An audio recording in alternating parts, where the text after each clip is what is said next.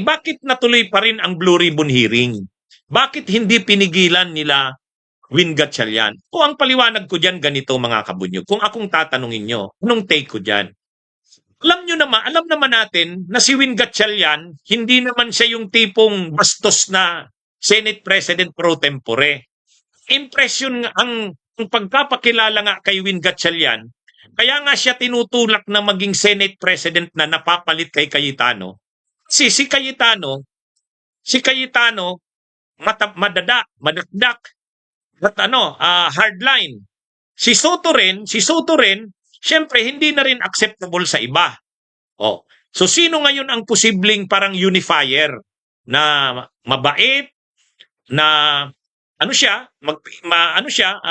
syempre nasa panig siya ng tama, pero hindi naman siya yung vindictive, hindi naman siya yung tipong mayabang.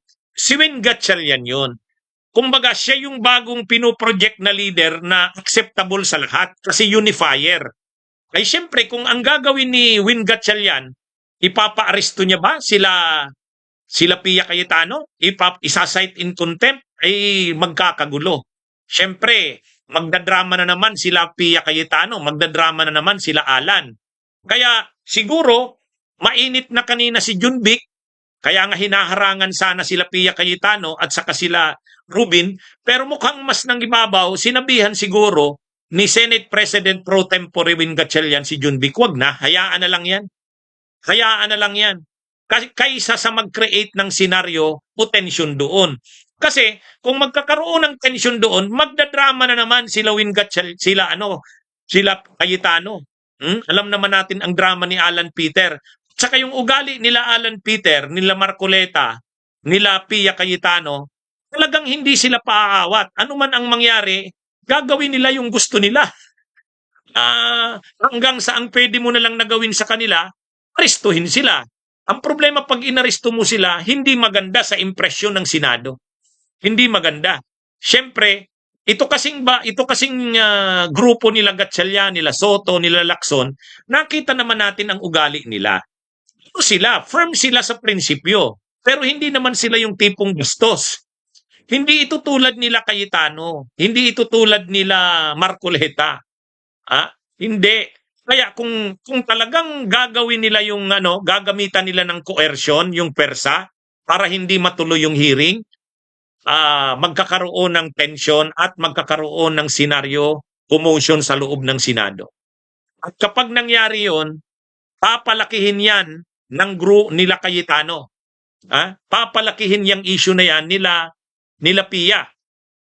Kasi ang sinasabi na nga nila, kaya daw naman, nagpalit ng liderato ng Senado ngayon, kaya pinipilit daw na palitan nila Gatchalian kasi hinaharangan daw yung hearing ngayon. Kasi ayaw daw kasing pagsalitain yung 18 na ex-Marines.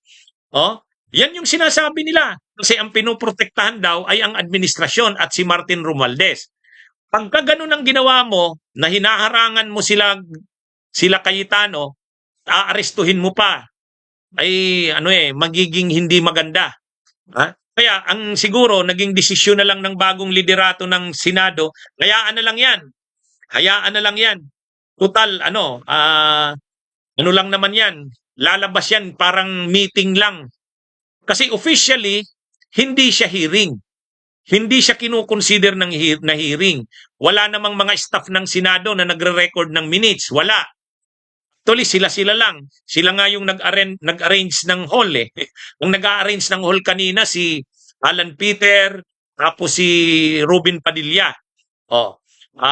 Wala namang nagtitake ng minutes. Walang nagtitake ng minutes, mga kabunyog, mga kababayan. Kaya, yung propaganda na sinasabi nila Cayetano, na hinaharangan ang pagsasalita ng 18 ex-Marines na yan, hindi na nila magagamit yung issue na yan. Kasi pinagbigyan na sila, o sige, hayaan sila. Hayaan sila. Kaya lang, sa totoo lang, ang mga sasabihin ng 18 ex-Marines na yan, inaasahan naman na yan kung ano yung sasabihin ng mga yan. Kaya lang, makikita mo dito, hindi sila nire-recognize ng mga ahensya ng gobyerno. Bakit? Kasi Blue Ribbon yan, si Pia Cayetano ang chairperson, pero wala man lang sumipot galing sa mga ahensya ng gobyerno na inimbitahan nila. Bakit? Ay syempre hindi naman sila kinikilala eh. Naglabas na ng statement ang palasyo, na ang nire-recognize ng palasyo ay yung bagong liderato ng Senado. So ibig sabihin, hindi talaga a-attend dyan ang DBM. Hindi a-attend dyan ang DPWH. Hindi a-attend dyan ang DOJ. Kasi hindi naman kinikilala yung grupo na yan nila Pia Cayetano. Kaya yung nandyan, kita nyo, kaya lang naman marami yan kasi 18 ex-Marines yan. Nandyan lang naman yung 18 ex-Marines, si Baligod, sa si Mike Defensor. Wala namang ibang resource persons na sumipot. Yung mga DOJ, DBM, DPWH, wala. Sila lang yan. Sila lang yan, mga kabunyog, mga kababayan. At wala ring mga staff ng Senado na nagtitake ng minutes niyan. Kasi hindi mo naman kasi pwedeng, anong gagawin mo? Aarestuhin mo sila Cayetano? Ay mahirap yon kasi mga members pa rin yan ng Senado. Magiging kang diktador kapag ginawa mo yon. Alam naman natin sila Win Gatchalian, mga ano yan, mga professional yan. Kung unprofessional naman sa Senado, sila Cayetano eh. Kapag ginawa mo yung ginawa ni Cayetano na mga kaguluhan sa Senado, wala ka nang pinag-iba kay Cayetano. Kaya bagamat nandun si Jun Vic Rimulya para lang mag-maintain ng peace and order. Yung planong gagawin sana nila Jun Vic siguro na hinaharangan sila Ruben Padilla na wag makapasok dun sa venue ng hearing, hindi na ginawa. Hindi na ginawa. Para wala ng issue. Hindi na lumaki. Kasi pwedeng lumaki pa yung issue. Yun ang magiging laman ng balita eh. Yan mga kabunyog, mga kababayan. Kaya ako nauunawaan ko bakit hinayaan na lang. Hindi ibig sabihin na hinayaan na lang ay mahina sila Gatchalian. Hindi ibig sabihin na hinayaan na lang sila Cayetano na mag-hearing ay mahina yung bagong liderato ng Senado. Hindi yun. Alam naman natin ang karakter nila Gatchalian, nila Bam Aquino. Yan? Siyempre mga professional yan. Ang importante ngayon, sino ang kinikilala na bagong liderato ng Senado? Kinikilala na ng Malacanang. Ang kinikilala ng House of Representatives na counterpart nila sa Senate ay ang leadership ni Gatchalian. Ang kinikilala ng mga ahensya ng gobyerno ay ang leadership ni Gatchalian. Kaya nga kahit nag-imbita si Pia Cayetano dyan, wala namang a-attend dyan kasi wala namang kumikilala sa kanila.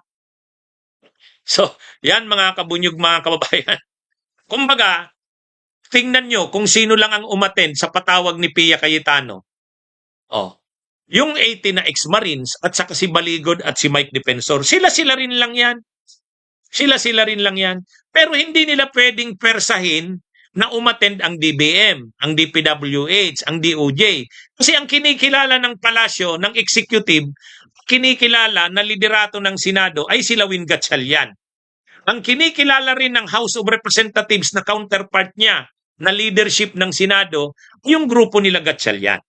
Kaya para kila Gatchalian, hayaan na lang yan. Pagbigyan na lang yan. Pagbigyan na lang yan sa gusto nila.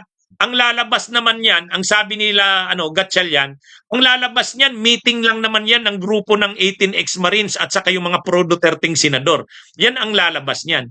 Technically, hindi siya hearing. Di ba? Kumbaga, technically, hindi siya hearing. Ang lalabas niyan, meeting. Wala namang nagre-record ng minutes na yan, hindi yan kinikilala. Pero bakit hindi pa kasi pinatigil yung meeting or yung yung ginagawa nila Cayetano ay para walang issue at saka para walang tension. Kumbaga, lang yan, hayaan na lang yan, wala namang mangyayari diyan. Yan mga kabunyog, mga kababayan, ang ako nga hindi ko naman na pinapanood. Hindi ko naman pinapanood. Kasi mas malaking kaguluhan sa Senado kung kung hinayaan 'yon, mga kabunyog, na kung hinayaan si Jun Vic na arestuhin yung mga senador, magkaka-create ng gulo doon. Yun din siguro ang gusto nila, magkaroon ng gulo para mas mapag-usapan. Bunyog, bunyog, halikan na kasama ka. Bunyog, kapag buklod ay may pag-asa. Luzon, Visayas, Mindanao, isa ang pananaw. Sa bagong Pilipinas ang bunyog isisigaw. Bunyog.